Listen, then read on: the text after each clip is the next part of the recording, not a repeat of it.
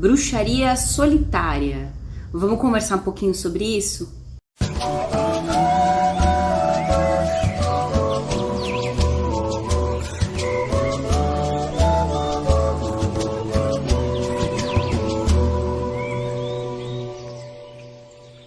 Olá pessoal, eu sou a Lua Serena, sejam todos muito bem-vindos, bem-vindas ao meu canal aqui no YouTube. Se você não é inscrito, dá aquela força pra nós, se inscreve aí, isso ajuda bastante a gente. E também divulga esse vídeo se você gostar, dá um like e ajuda a gente aí a levar essa mensagem a mais pessoas. Bom, meu povo, eu fiz uma enquete lá no Instagram. Se você não me segue no Instagram, me segue lá também, que lá a gente pode ter uma conversa mais insta, né? Eu fiz uma enquete lá no meu Instagram, um tempinho atrás, e ganhou sobre desafios que se encontram, né? Que a gente encontra no caminho solitário, né? Enquanto bruxo solitário. E aí eu fiz uma série de vídeos sobre isso, eu vou trazer aqui pra vocês a partir de amanhã. Mas para abrir toda essa série, eu gostaria de conversar um pouquinho com vocês sobre o que é a bruxaria solitária. Lua, mas você não é matriarca de um clã já há 10 anos, você já não está com outras pessoas, por que é que você está falando de bruxaria solitária? Porque a maior parte da minha vida bruxística, ou seja, mais de 15 anos, foram solitários, né? Então, assim, de mais de 25 anos aí de prática de bruxaria, a maior parte dele ainda é solitária. Daqui a pouco a turma vai ganhar, mas ainda é a maior parte do tempo, né? Então, como boa parte das pessoas, eu comecei também solitariamente, não fazendo parte de nenhum grupo, não fazendo uma senda, né? Não percorrendo uma senda, seja como um postulante a sacerdote, seja como uma pessoa praticante de bruxaria dentro de um caminho. Mas nesse tempo todo de praticante solitária, eu tive também as minhas questões, eu tive também os meus despertares, né? E é por isso até que eu digo que é possível sim a gente, enquanto solitário, atingir grandes níveis de despertar. Mas é claro que a bruxaria solitária, ela tem os seus desafios realmente, né? Na verdade, qualquer tipo de prática, meu povo, vai ter as suas vantagens, suas desvantagens, vai ter o que é fácil, o que é mais difícil no caminho.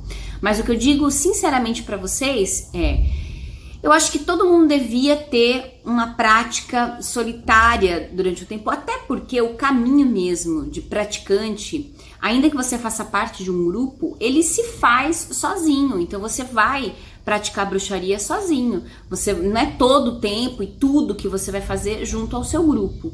O caminho ele é individual realmente. Então, nesse ponto, eu acho que é interessante a gente olhar a bruxaria solitária com outros olhos, né? Porque muitas vezes, e a gente vê as pessoas falando sobre isso também, muitas vezes se fala que bruxaria solitária é de alguma forma inferior a uma bruxaria que se vivencia em grupo e tal. E eu não digo que é inferior, não. Eu digo que, se bem vivenciada, a bruxaria solitária ela pode ser infinitamente mais saudável do que estar dentro de um grupo. Até porque, a depender desse grupo, muitas vezes a pessoa vivendo relações tóxicas, né, de uma maneira equivocada em alguns grupos, isso às vezes faz com que a pessoa, inclusive, se afaste do caminho da bruxaria por conta de tudo isso. Então, eu acho que é muito relativo. Eu acho que vai muito do perfil de cada pessoa, tá? Agora, um bruxo solitário, ele não precisa necessariamente deixar de praticar com outras pessoas, deixar de estar junto com outras pessoas. Não, né? Até porque ele tem que conhecer, trocar informações. Então é muito importante e recomendável que se tenha contato com outros praticantes de bruxaria, né? Então, nessas lições que nós vamos postar aqui para vocês a partir de amanhã, eu vou falar um pouquinho mais detalhado sobre isso, né? E aí esse vídeo é mais mesmo para a gente apresentar nessa série de vídeos, serão 8 vídeos sobre bruxaria solitária. Eu comecei a praticar bruxaria bem jovem, como boa parte de vocês, né? Então, hoje eu tenho 41, quase 42, estamos em 2020, o ano, né? Então, são eu acredito que isso aí, 25 anos de prática de bruxaria, eu conto pela idade do meu filho tem 24, quando eu engravidei dele eu já praticava bruxaria, então, né, uns 25 anos. E quando eu comecei, tem aquela fala que todo mundo fala, né? Quando eu comecei, a internet era só mato, não tinha internet, era só livros. Mas é verdade. Mas é verdade, é verdade. Todo mundo que começou 20, 25 anos atrás, 20 não, né? 25, 30 anos atrás, já sabe que era assim mesmo, né? Era assim mesmo.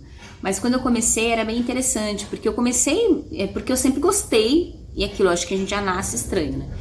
Eu comecei estudando sobre algumas questões ligadas a esoterismo, a magia, sempre gostei muito de saber por que determinadas coisas funcionam assim, assado, cozido. E aí eu comecei a estudar sobre isso e acabei encontrando um artigo da Márcia Frazão que falava sobre bruxaria para a revista Planeta. E quando eu comecei a ler aquela entrevista dela, eu comecei a pensar assim, cara, nossa, super me identifiquei, eu acho que eu sou isso aí. E aí eu fui atrás dos livros dela, ela tinha lançado há pouco tempo, ela já tinha publicado alguns livros, né?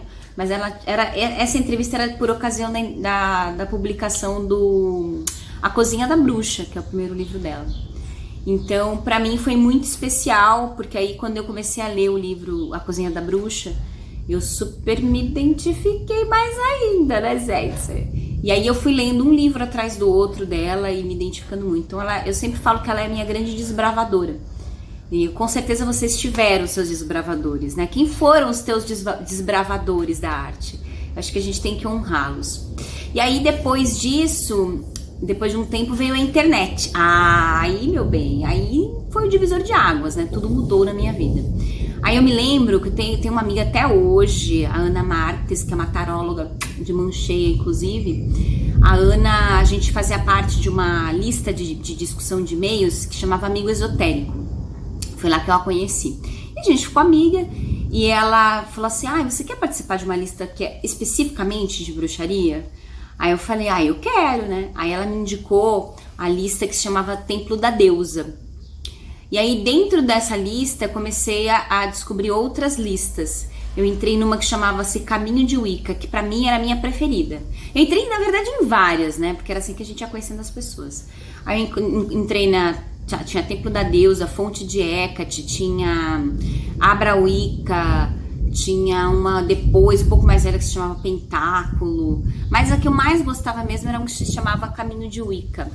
E lá naquele grupo eu conheci muitas pessoas importantes na minha vida, inclusive o Elfo eu conheci nessa época a partir dessas listas de discussão. E eu comecei, né, então assim, acontecia, eu morava em São Paulo, capital, que me facilitou bastante a vida, então sempre tinha encontros, e aí eu descobri que o Claudinei fazia os rituais públicos, na época, fazia no Ibirapuera. E aí foi aí que eu comecei a frequentar e comecei a conhecer as pessoas, né, pessoalmente, tá? Eu fiz grandes amigos, grandes amizades, e é um tempo que todo mundo que viveu tem um pouquinho de saudosismo, né? Tem saudade daquele tempo, foi muito gostoso, um ano de muitas descobertas, né? Então eu me lembro que nessa época, inclusive, ele ainda não tinha publicado o livro dele, na sequência ele publicou, que foi no ano 2000, a primeira publicação. Então, assim, ser solitário, meu povo, hoje em dia, inclusive, que a gente tem tanta coisa na mão, é possível, é fácil, é bem tranquilo. É claro, depende de onde você tá. Se você tá muito distante de grandes cidades ou de alguns eixos aí no Brasil, fica um pouquinho mais difícil, realmente. Mas a internet aproxima muito e hoje tem muita coisa que se faz online, né? Muita coisa que se vivencia online. Não é igual, tem coisa que não dá pra gente substituir do virtual, né? Fazer o real e o virtual, não tem coisa que não tem como, mas muita coisa é possível.